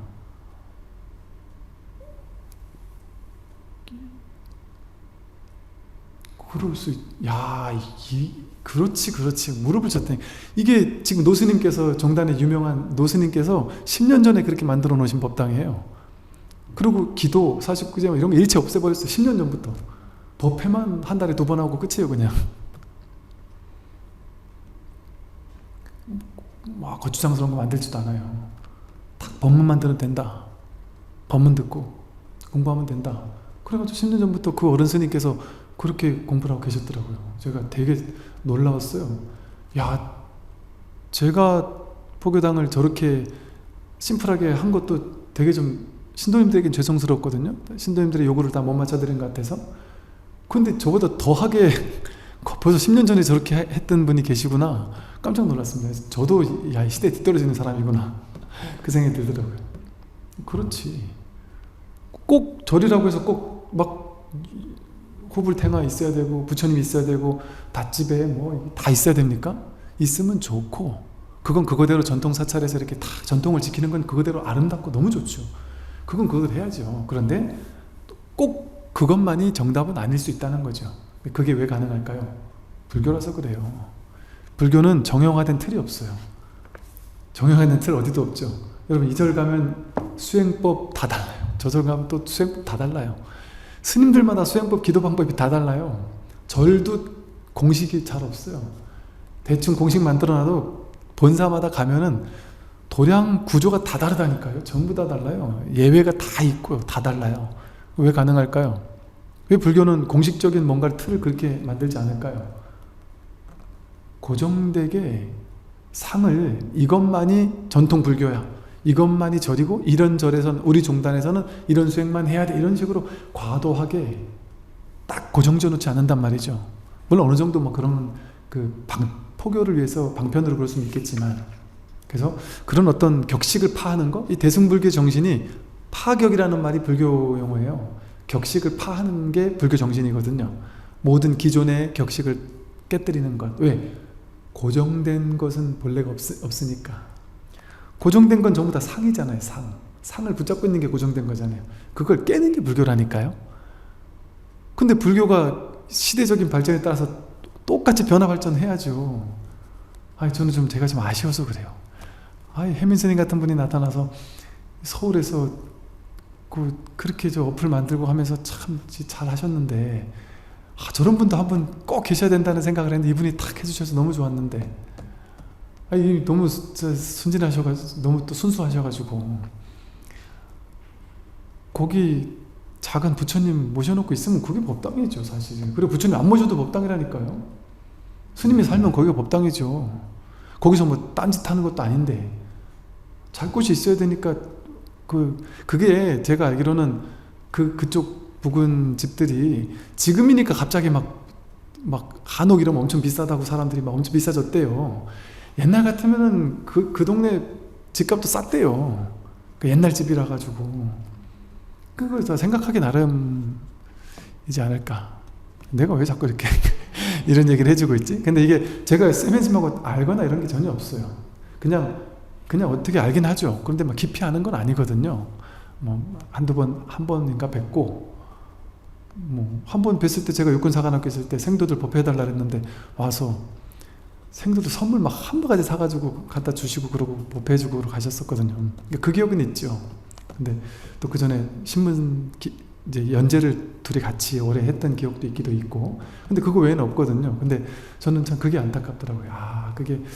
이게 어찌 보면 불교가 좀 너무 고정돼 있구나. 법정 스님의 그 무소유라는 것 때문에 이 법정 스님을 제가 뭐라는 게 아니라 그랬어요. 그 정신이 틀렸다는 것이 아니라 그런 방편도 필요하지만 또 이 현대인들에게 지금에서는 또 이렇게 격식을 파하면서 이렇게 요즘 확 변하고 있는 현실에 맞춘 어떤 이런 것들을 할 수 있는 젊은 스님들이 자꾸 나와야 되거든요. 근데 이제 이 스님 한 번 이렇게 이러고 나니까 젊은 스님들이 하고 싶어도 못하는 거예요. 이제 괜히 욕먹을까봐, 혜민스님 좀 될까봐. 그래서 그게 참 이게 한 번쯤은 제가 이렇게 공식적으로 얘기할 필요는 있겠다. 왜냐하면 불교 정신이 법정 스님같이 무소유하는 스님은 부처님 당시에는 가섭존자 한 분이셨어요. 가섭존자는 법정 스님처럼 부처님 가섭존자한테 야, 너 그렇게 시골에서 혼자서 없이 살지 말고 대중들에서 절에서 시중 받으면서 공양 맛있는 거 먹으면서 좀 살아라. 제자들 좀 가르치면서 살아라. 이랬더니 부처님 저 한 명 정도는, 부처님 말씀이 당연히 지당히 옳으십니다만 저 한 명 정도는 이렇게 없이 살고 가난하게 살고 하는 것이, 한 명 정도는 이렇게 사는 것도 나쁘지 않습니다. 제가 여기에 고집하는 게 아니기 때문에, 이렇게 수행자는 가난하게만 살아야 되라고 상을 가지고 고집하는 게 아니니까 거기에 걸림없이 가난하게 사니까 괜찮지 않겠습니까? 해서 부처님이 그래, 가서 너 정도의 공부라면, 그렇게 걸림없이 그렇게 사는 것이라면 괜찮겠다 해서 허용해줬단 말이에요. 근데 가섭보다 더 심하게 스님들은 절에서 자면 안 된다.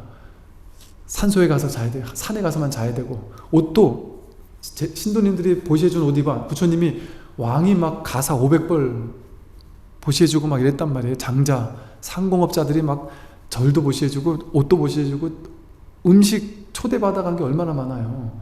그 모습을 보고 대받았다가 반역을 일으키면서 부처님은 타락했다. 스님들은 절에서 자면 안 된다. 맛있는 음식 먹으면 안 된다. 좋은 옷 입으면 안 된다. 나를 따르라. 내가 제2의 부처가 되겠다 하면서 부처님 제자들 꼬여가지고 나는 산에서만 자고 수행자는 음식도 아주 안 좋은 음식만 먹고 옷도 다 떨어진 옷만 입는 걸 모토로 한다. 이게 진짜 아니냐? 나를 따르라 했단 말이에요. 부처님 뭐라 그러신지 아세요? 사리불과 목건년을 보내가지고 저 어리석은 사람의 잘못된 삿된 생각을 깨뜨려줘라. 그래서 사리불과 목건년에 가가지고 그렇게 극단적인, 불교는 극단적인 계율주의자가 아니에요. 불교는 계율도 방편으로 인연 따라 만들어진 거라 소속에는 버려도 좋다고 했단 말이에요. 고정된 거 아닙니다. 계율. 불교에서 계율은 절대 진실이라고 고정해 놓으면 그건 불교 정신에 어긋나는 거죠. 부처님이 계율을 처음부터 딱 만든 게 아니잖아요. 인연 따라 만들었거든요. 무엇이든 고정된 게 없는 거예요, 불교는. 그래서 그렇게 법정 스님 같은 분은 그분 나름대로의 모습으로서 너무 욕망과 집착에 가려 있는 사람들에게 본을 보일 수 있는 분이시고, 그런데 다양성이 필요하거든요, 불교 안에도. 또 도심에서 포교하면서 신도님들을 교화하면서 어플도 만들고 하면서 시대적인 변화에 맞춰서 이렇게 하면서 이렇게 살아가는 분도 필요해요. 그리고 이게 이제 중요한 것은 그거 같아요. 이제 우리가 아마 이제 혜민 스님도 아마 스스로 반성하신 게 그걸 거예요. 이 대중들의 의견도 맞다라고 생각하셨던 것이 있었을 거예요. 아마 그것은 뭐냐 하면, 내가 이 겉모습이 이런 곳에 살고 이런 걸 쓰면서 이렇게 사는 게 이게 꼭 잘못됐다기보다는 이렇게 하더라도, 그러니까 황벽 스님이나 옛날 임재 스님이나 이 스님들 어록에 이런 게 있거든요. 내가 쉽게 말해 깨달아서, 마음 공부를 해서 깨달아서 공부가 된 사람이라면 하룻밤에 황금 뭐 몇백 년을 써도 상관이 없다, 이런 말이 있어요. 돈이 아니란 말이에요. 돈이 아니란 말이에요. 이제 이 공부가 된다면. 그러니까 이 속에 있지만 여기서 벗어나서 이 속에 있는 사람, 아까 말한 것처럼 머물지 않고 그것을 하게 된다면, 여기 있으면서 여기 걸리지 않는다면 상관이 없단 말이죠, 그렇게 해도. 근데 아마 당신도 또 겸손한 성격 때문에 그런 것도 있을 것이고, 또 하나는 당신 스스로 그렇지, 내가 정말 완전히 공부가 다 끝난 사람이 아닌데, 아직 공부의 과정에 있는 사람인데 하는 마음으로 조금 더 공부하고 조금 더 내가 좀 이렇게 할 수 있는 방향으로 삼자 하니까 그냥 깔끔하게, 그냥 군더더기 없잖아요. 깔끔하게 그냥 하시잖아요. 그러니까 그러면서 뭔가 또 배우셨을 것 같고. 근데 하여간 그런 점도 우리 불자들은 알아야 됩니다. 그게 반드시 잘못됐다, 겉모습만 보고 상만 보고 그렇게 한다고 무조건 잘못됐다, 이거는 아니라는 거죠. 그래서 저도 또 욕먹을 수 있겠지만 이런 얘기를 한 번은 해야 될 것 같다는 생각이 들어서 그 말씀 드렸고요. 그게 바로 무상의 정신입니다. 모양에 사로잡히지 않는 그런 정신이죠. 그리고 무주는 사람의 본성입니다. 우리의 본성이 무주예요. 이 소리에 여러분 집착하시겠어요? 이 소리는 왔다 갔잖아요. 왔다 갔죠? 이 소리에 집착한 바보죠. 인연 따라 왔다 인연 따라 가니까 집착할 게 없어요. 그런데 우리는 마음을 내서 이 소리에 마땅히 집착을 해요. 윗집에서 꽁꽁거리는 소리에 정신병이 올 수도 있단 말이에요. 뭐 죽이고 싶은 마음이 들 수도 있고. 인연 따라 생기고 사라지고 끝인데, 끝이기 때문에 우리는 머물지 않아요. 여기 머물러 집착하지 않아요. 그냥 인연이 왔다 간 건 그냥 흘려보내는 게 우리의 본성이에요, 본래. 그런데 가만 놔두면 그냥 이렇게 왔다 갔을 뿐이에요. 그런데 분별을 일으켜서, 어리석은 분별심, 마음, 한 생각을 일으켜서 저 소리 점점 거슬리는데, 점점 듣기 싫은데, 이 생각을 믿기 시작하면 그게 나를 막 괴롭히는 것 같이 느낄 수 있어요. 내가 옷을 입은 거 아무렇지도 않아요. 그냥 청바지 흰 티 하나 입어도 부끄럽지도 않고 아무렇지도 않아요. 오래된 티, 목 다 늘어난 거 입어도 당당하고 떳떳할 수 있어요. 근데 어느 날 갑자기 남들이 화려한 걸 입는 걸 보고 남들이 나를 좀 무시하지 않을까? 옷 입는 거 가지고 좀 무시하지 않을까? 이런 생각이 한 생각 일으켜서 자기가 그 생각을 믿기 시작하면 갑자기 자기 신세가 부끄러워지고, 자기가 못난 것 같고, 더 돈도 벌어야 될 것 같고, 더 좋은 거 사야 될 것 같고, 이런 망상을 일으킬 수 있단 말이죠. 그거는 분별심이 만드는 거죠. 분별심을 일으키기 전에는 다 흘러가요. 여러분 서울 시내 지나가면서 집까지 걸어가시면서 아름다운 멋있는 빌딩, 멋있는 아파트, 뭐 좋은 빵가게 뭐 많이 옆에 다 지나가잖아요. 다 집착합니까? 이 집 갖고 싶어, 저 빌딩 갖고 싶어, 이 빵 먹고 싶어, 저 짜장면집 갖고 싶어. 다 머물러 집착하나요? 안 머물러 집착해요. 우리 본성이 머물러 집착하는 게 아니라서 다 흘려보내요, 그냥. 여러분은 집착하는 버릇이 더 많을까요? 집착 안 하는 버릇이 더 많을까요? 눈에 보이는 게 서울 시내 쳐다보세요. 눈에 보이는 게 100가지인데 그 100가지를 여러분이 다 갖고 싶어 집착해요? 못 가져서 죽을 것 같아요? 아니라니까요. 집착 안 하는 게 본성이에요. 집착 안 해요, 다. 그런데 내가 특정한 걸 갑자기 꽂혀가지고 분별심을 일으켜서 갑자기 그게 좋아 보이기 시작하면 그거에만 꽂히는 거예요. 그러다가도 또 그거 꽂혔다가 금방 또 생각이 달라져서 그건 또 관심이 없어져요. 또 다른 것도 꽂히고, 사람한테 꽂히고, 돈에 꽂히고, 뭐 가방에 꽂히고, 뭐 자동차 꽂히고, 아파트 꽂히고, 이런 식으로 대상을 달리해 가면서 집착의 대상을 바꾸는 것 뿐이에요. 그러니까 실제로는 우리가 집착하며 사는 게 아니라 집착 안 하는 게 훨씬 많죠. 우리 본성은 원래 집착하는 게 아니에요. 무죽 머물지 않아요, 우리 본성은. 근데 본성을 거슬러서 한 생각 일으켜서 특별히 꽂히는 게 있어가지고 특별히 집착하는 게 있어서 그걸 내 걸로 만들고 싶어 하니까 그때부터 문제가 되기 시작한단 말이죠. 그래서 누구나, 여러분 아무리 스트레스 받거나 아무리 괴롭거나 아무리 막 뭐 집착하는 것도 시간 지나면 저절로 집착이 없어지죠. 20대 때 난 저 사람 없으면 죽을 것 같았는데 저 사람이 나를 버리고 가더니 딴 사람하고 결혼해서 막 괴로워 죽겠었는데 50, 60, 70 돼가지고 막 그게 지금까지 생각나면서 막 분노가 일지 않는단 말이에요. 근데 한때 추억이지. 그냥 잘 살고 있나, 그냥 잘 살고 있는 거 보면 그냥 흐뭇할 수도 있단 말이에요, 시간 지나면.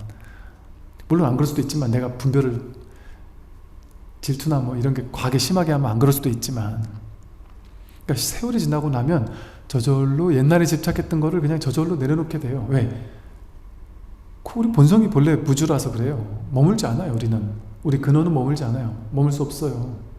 근데 자기 분별심이 머물지 않고 그냥 늘 흘러가고 있는데 그 가운데 특정한 거 한두 개만 자꾸 분별해서 집착하니까 그게 우리를 괴롭게 만드는 거란 말이죠. 그러니까 우리의 본성은 무주고, 무주가 되면 행복할 수밖에 없어요. 머물지 않으니까. 무주는 세간의 선악, 미추, 원수와 친한이 등의 분별이 공한 줄 알고 부딪히고 찌르고 속이고 다툴 때에도 그 모두가 공함을 깨달아 해칠 생각을 내지 않는 것입니다. 즉 매순간 이미 지나간 앞의 일들을 생각하지 않는 것입니다. 다시 한번 보죠. 무주는 머물지 않는다라는 것은요, 세간의 이 세상에 있는 선악, 미추, 원수와 친한이 등의 분별이랬어요. 그러니까 모든 분별심 이 소리예요. 분별을 하게 되면 선악이 있으면 선은 집착해서 머물죠. 선은 실천해야 될 거 해서 마음이 선은 실천해야 된다 이렇게 한단 말이에요. 그게 머무는 거예요. 이거는 실천하면 악이라고 생각하는 건 밀쳐내야 될 거, 내 인생에 악이 있으면 안 돼 해서 막 밀쳐내야 될 거라고 고정지어 가지고 그걸 밀쳐내려고 길을 쓴단 말이에요. 그것도 머무는 거예요. 마음이 어딘가에 구속되어 있는 거잖아요. 마음이 어딘가에 사로잡혀 있는 거예요. 좋은 쪽으로 사로잡혀 있는 거, 싫은 쪽으로 사로잡혀 있는 거 전부 다 머무는 거예요. 머물러 집착하는 거예요. 그래서 이렇게 둘로 나누는 게 있으면, 분별이 있으면, 선악, 미추, 원수와 친하니 이런 식으로 둘로 나누는 분별이 있으면 머물게 돼요. 둘 중에 하나는 취하고 싶고 하나는 버리고 싶어요. 취하는 게 머무는 거예요. 버리려고 애쓰는 것도 머무는 것이고. 그래서 양극단에 어딘가에 치우치게 된단 말이죠. 취사 간택심을 일으킨다. 그래서 여기 말한 것처럼 무주는 선악, 미추, 원수와 친하니 등의 분별이 공한 줄 아는 것. 공한 줄 알게 되면 머물지 않겠죠. 이게 공한 건데 거기 사로잡혀서 집착할 일이 없단 말이죠. 밀쳐내려고 기쓸 일도 없단 말이에요. 어차피 꿈과 같은 건데 뭐하러 사로잡혀 집착하고 구속하고 하겠습니까? 그렇게 선악, 미추나 이런 분별을 가지고 하나를 취하고 하나는 버리려고 살면 어떤 일이 벌어지냐면 부딪히고 찌르고 속이고 다툴 때에도 그 모두가 공함을 깨달아 해칠 생각을 내지 않는 것이 바로 무주라고 했는데요. 분별을 따라가게 되면 분별에 좋은 건 취하고 싶어서 갖고 싶어서 막 싸우고 못 가져지면 막 그거 하나 가지고 서로 내가 가지려고 막 싸우고 찌르고 괴롭히고 욕하고 그러면서 막 여기처럼 부딪히고 찌르고 속이고 다툰단 말이에요. 내가 갖고 싶은 걸 나만 가지려고 취하려고 또 싫은 거는 막 밀쳐내려고 싫은 사람하고 막 싸우고 찌르고 하면서 이 괴로운 삶이 벌어진단 말이죠. 그런데 그렇게 부딪히고 찌르고 속이고 다투는 인생사에 있는 온갖 희노애락과 괴로운 일들이 벌어지더라도 그 또한 공함을 깨달아서 해칠 생각을 내지 않는단 말이에요. 머물지 않으니까. 절대적으로 옳거나 절대적으로 틀렸다는 생각 없어요. 인연 따라 물 흐르듯이 삽니다. 수행자는 반드시 어떤 게 좋아 보여서 가지려고는 해요. 그래서 그거 갖기 위해서 최선을 다해요. 그런데 내가 과도하게 무리수를 써가면서까지 저 사람과 싸워 이기면서까지 더럽고 치사한 방법 써가면서까지 가져야 된다? 안 가져요. 그냥 뭐하러 그렇게 가져요. 자연스럽게 가질 수 있는 걸 가질 뿐이지. 그 실제로 여러분 좀 집착이 좀 없는 사람이 훨씬 삶이 행복해요. 뭐 어떤 분이 내가 너무 어떤 사업 공간 하나 갖고 싶어가지고 남편한테 어떤 그 공간 하나 만들어 달라 그랬대요. 근데 보니까 자기가 가서 보니까 여기 너무 좋아서 너무 마음에 들어 갖고 싶더래요. 근데 여기는 좀 비싸더라는 거예요. 근데 너무 한번 꽂히고 나니까 이걸 너무 무리를 해서라도 갖고 싶더래요. 막 대출을 하고 무리를 해서라도 갖고 싶더래요. 난 3일 너무 갖고 싶어서 남편도 꼬셔보고 다른 방법 없나 알아보고 막 알아보고 막 별의별 짓 남들한테 꼬보기도 하고 다 해봤는데 답이 안 나오더라는 거예요. 근데 이분은 마음공부하는 불자라서 3일 별의별 방법을 쓰려고 해봤는데 안 되더라. 근데 되려고 하니까 될 방법이 있긴 있는데 그게 좀 무리가 따르더라는 거예요. 남편 첫째 싫어한다. 남편 반대하면 일단 그건 무리수죠. 자연스러운 게 아니죠. 남편 반대하더라. 과도한 돈이 나가더라. 내가 좀 위태위태 하겠더라. 그럼 자연스럽지 않잖아요. 그럼 법문 듣다가 문득 오케이 간단하네. 근데 3일 동안 엄청 그걸 갖고 싶어서 너무 집착을 했는데 3일 후에 너무 간단하네. 남편도 이걸 못 해주는 것 때문에 마음이 되게 아팠대요. 남편한테 만나서 남편한테 나 오늘 마음 정리했어. 완전 깔끔히 정리했어. 야 이게 마음 공부의 힘인가 봐. 완전 정리 딱 하고 나니까 내게 아닌 게 확실해졌네. 전혀 미안한 마음 가질 필요 없어. 여기 있을 필요가 없어. 난 그냥 여기 적당한 내가 살면 돼. 정리가 깔끔하게 된단 말이에요. 갖고 싶어서 노력은 하되 자연스럽지 않은 거는 깔끔하게 그냥 포기할 수 있단 말이에요. 왜? 집착이 없으면, 머물지 않으면, 이게 좋다고 해서 여기 머물러 있는 마음이 강하면, 집착이 강하면 그거 아니면 안 될 것 같아요. 어떻게 무리수를 써서라도 그걸 갖고 싶어 해요. 아니 또 사람들 얘기 들어보면 이래요. 예를 들어 우리 집값이 올랐다. 그거 자기 생각이에요. 생각. 집값이 진짜 오른 게 아니고 집값이 올랐다고 생각해서 팔 때 보면 더 많이 받고 싶어 하잖아요. 더 많이 받고 싶어 가지고 막 그렇게 팔 필요 굳이 없어요. 어느 정도는 뭐 많이 받으려고 하는 건 좋은데 굳이 안 되면 그거 머리 싸매가면서 나는 다른 집 이사 가는 집은 엄청 싸게 가고 싶고 내 집은 엄청 비싸게 팔고 싶고 그 생각을 가지면 서로가 껄끄럽고 힘들고 번거롭고 이런 일이 생기는데 그냥 자연스럽게 편안하게 내가 할 수 있는 여건에 되는 대로 그리고 될 수 있으면 그 상대방이 조금 힘들면 약간 서로가 기분 좋게 조금 깎아주고 이쪽 갈 때도 내가 그렇게까지 무조건 싼데 이렇게 생각하지 않고 그렇게 되면 쉽게 말해서 이 말이 뭐냐면 여유가 생기거든요. 사람이 집착을 조금만 내려놓으면 이게 원래 내 거라는 게 정해져 있는 게 아니야. 근데 왜 그런 집착이 생기겠어요? 그냥 부르는 돈이 다 자기 돈인 줄 알고 생각하고 살았으니까. 근데 그렇지 않을 수 있다니까요. 세상은 어떻게 될지 모르고 물가도 어떻게 될지 모르잖아요. 그러니까 집착을 조금만 내려놓으면 그러니까 뭐 이런 거 있잖아요. 이렇게 착한 임대인 내지는 저희 그 가족 중에도 누님께서도 예전에 그 월세를 전세인가를 살았는데 10년 넘게 한 집에 전세를 살았는데 한 번도 집값을 올려달라는 얘기를 안 하더래요. 그러면서 그 얘기를 하더라고요. 나는 원래가 그런 줄 알았다고. 나중에 이사 가려고 보니까 이사 가서 보니까 2년밖에 안 살았는데 2년밖에 안 살았는데 1억 2억을 올려달라고 그러더래요. 그래서 옛날에 진짜 정말 좋은 사람 만났었구나 그 얘기를 하더라고요. 그러니까 그렇게 되면 복을 받는단 말이에요. 그렇다고 무조건 택도 없이 싸게만 무조건 내는 게 법칙이라는 건 아니지만 그냥 경제적으로 적당히 하되 내가 과도한 욕심은 좀 내려놓으면 뭐든지 순조로워요. 순탄하고 서로 기분 좋고 이게 별것 아닌 것 같아도 서로 기분 좋은 게 되게 중요하거든요. 그게 상대방에게 하는 보시예요. 서로 너무 기분 상하지 않게 하는 것. 내가 조금 손해보더라도 상대방을 기분 좋게 하는 건 보시한 거거든요. 사실은 법계에서 봤을 땐 그게 보시예요. 내 이익만 너무 챙기려고 하는 마음을 조금 양보하는가. 왜?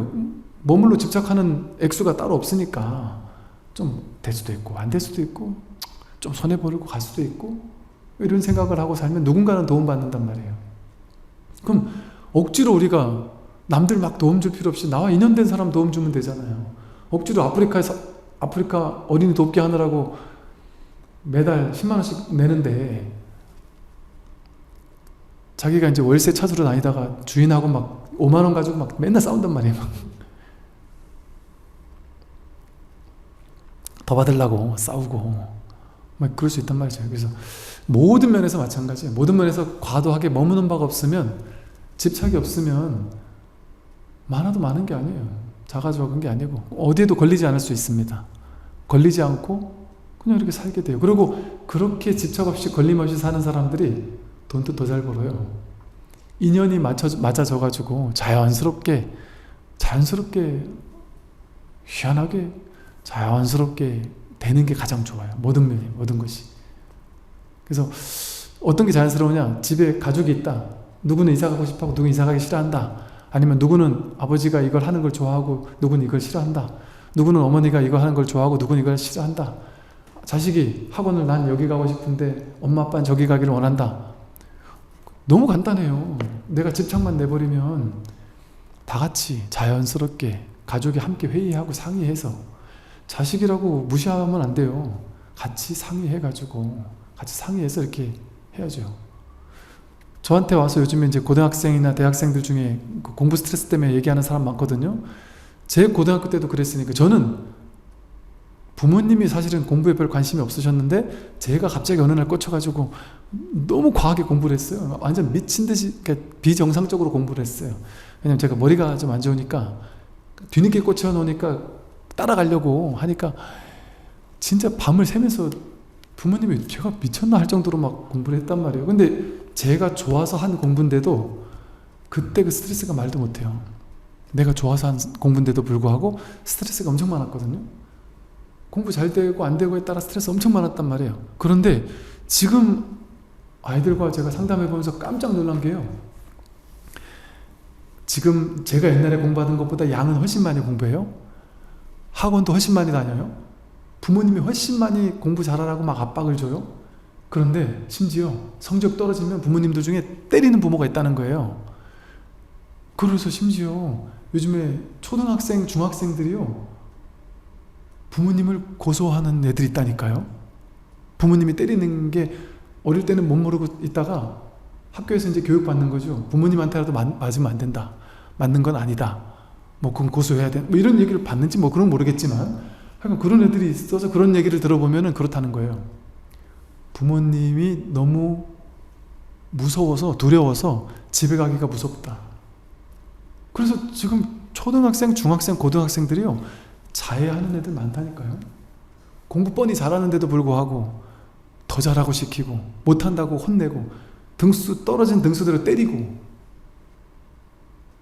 물론 그런 사람은 적겠죠. 아마도 제가 상담한 사람 뭐 몇 사람이니까 극히 적겠죠. 물론 저는 다는 모르니까 극히 일부겠지만, 저 그 얘기를 들으면서 너무 가슴이 아팠어요. 정말 너무 가슴이 아팠어요. 얘를 내가 입양이라도 시켜서 우리 절에 갔다가 스님으로 키울까 생각이 들 정도로 너무 불쌍하니까. 아니, 부모님이 뻔히 있는 자식이 이렇게 불쌍할 수가 있나 싶을 정도였다니까요. 너무 가슴이 아파. 손이 자해를 하면서도 집에 들어가기가 무섭다, 두렵다.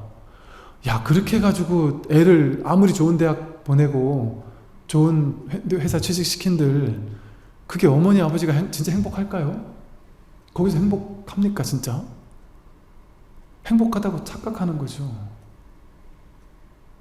그게 진짜 행복이 아닌데.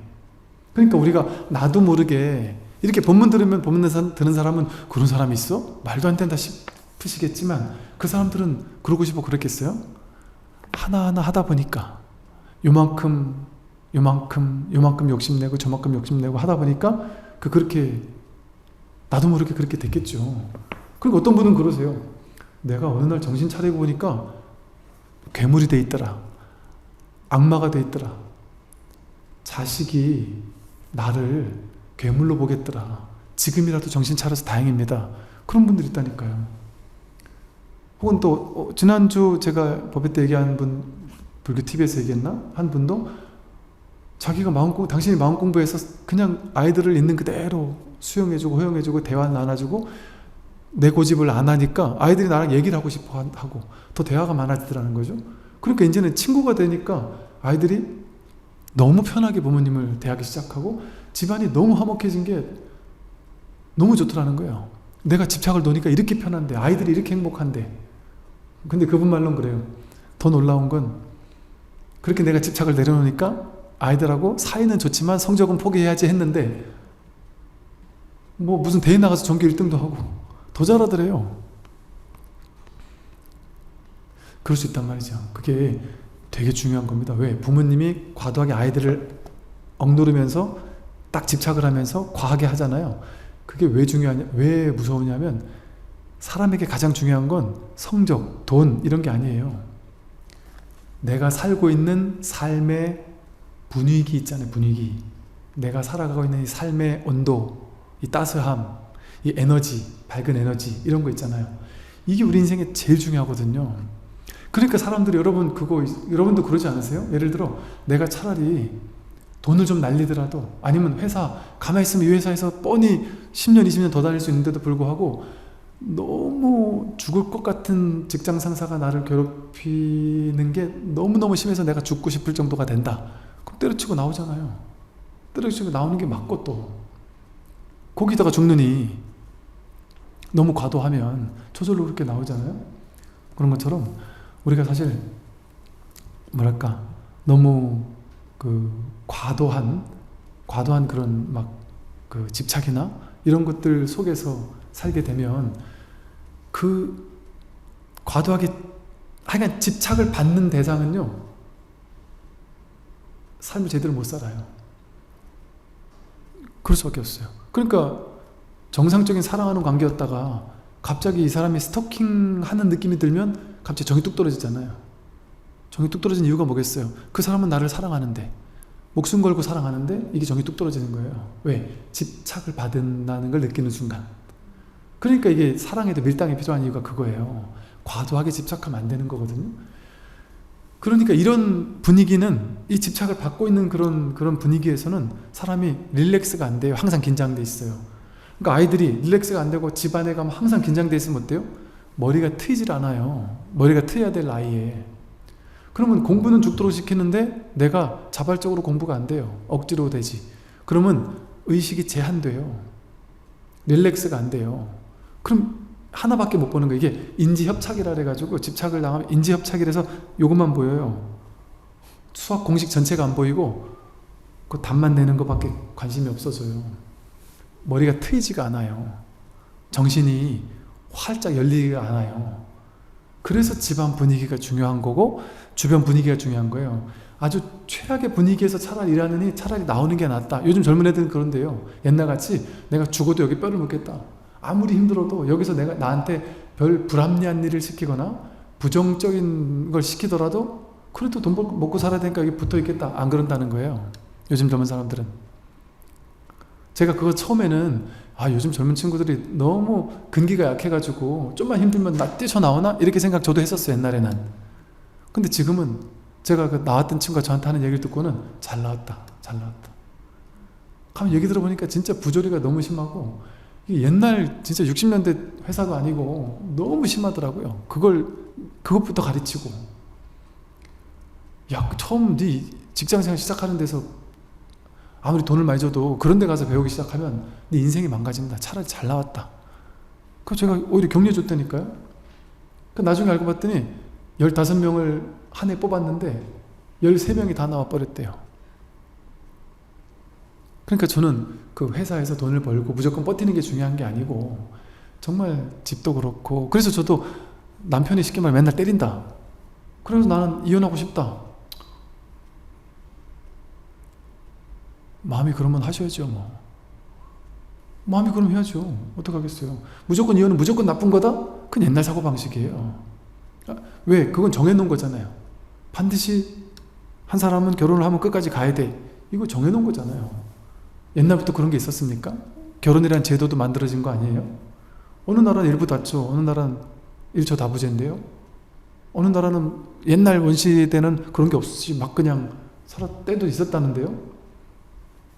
제가 막 이 기존 사회 제도를 막 무너뜨리려고 하는 얘기가 아니라 좀 자유롭게 살아야 되고, 또 그래서 이제 유유상종으로 저절로 닮아요. 부모님을 자식은 저절로 닮고, 나도 친구들을 저절로 닮아요. 도반을 저절로 닮고. 그 부처님께서 그래서 가장 중요하게 하신 말씀이 스승과 도반을 만나는 즐거움, 승가를 만나는 즐거움, 그 공부 모임의 일원이 되는 즐거움, 그게 공부의 전부와도 같다, 이렇게 얘기를 했단 말이에요.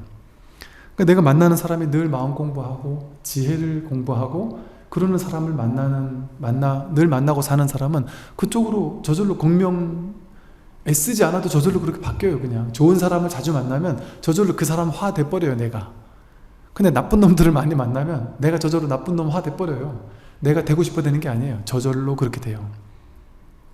그게 훈습이에요, 훈습. 그래서 이 공부는 훈습하는 공부거든요. 그러니까 절에 자꾸 나오는 게 좋다는 이유가 뭐겠어요? 절에 가서 기도를 하든 수행을 하든 법문을 듣든 뭐를 하든 절에 자주 가서 좋은 도반 만나고 좋은 거 있으면 하는 게 좋다. 그런데 가끔, 거의 없지만 가끔 이 절이 진짜 너무 심하고 이건 좀 정상적이지 않은 절 같다 싶다면 분위기가 아니잖아요. 가슴이 아닌 것 같다. 의리 따지면 안 돼요. 그냥 과감하게 나와야 돼요. 그래서 좋은 도반들이 많이 있는 곳, 좋은 스승이 있는 곳, 이런 곳에서 또 공부를 해야 되는 거죠. 그만큼 제가 하는 말은 뭐냐면, 사람은 나만 잘 살면 되지, 안 된다니까요. 그렇게 훈습하는 공부예요. 훈습하는 공부. 훈습은 뭐냐? 향냄이 나는 곳에 가 있으면 저절로 향냄이 배잖아요. 그게 진짜 공부거든요. 무위법이거든요. 애쓰지 않는데 저절로 공부가 된단 말이에요. 좋은 분위기인 곳에서 살면 저절로 내가 좋아져요. 직장 분위기가 좋으면 저절로 그 직장에 있는 모든 사람이 다 행복해진다니까요. 가족이 행복하면 모두가 자식이 행복해지듯이. 그래서 내가 어떤 조직에 속할 것이냐, 어떤 친구를 만날 것이냐, 이런 것도 되게 중요해요. 그래서 이렇게 이런 직접 나와 법문을 들으시는 분들이든 또 유튜브를 통해 들으시는 분들이든 이렇게 법문을 듣는 것, 또 요즘에는 꼭 법문이 아니더라도 제가 그런 얘기 들었어요. 법륜 스님 증문즉설 듣다가 들으시는 분도 계시지만 또 어떤 분들은 뭐 인문학 강의를 요즘에 또 그렇게 많이 듣는다대요. 그래서 인문학 강의나 심리학 강의나 이런 걸 많이 듣는데요, 요새.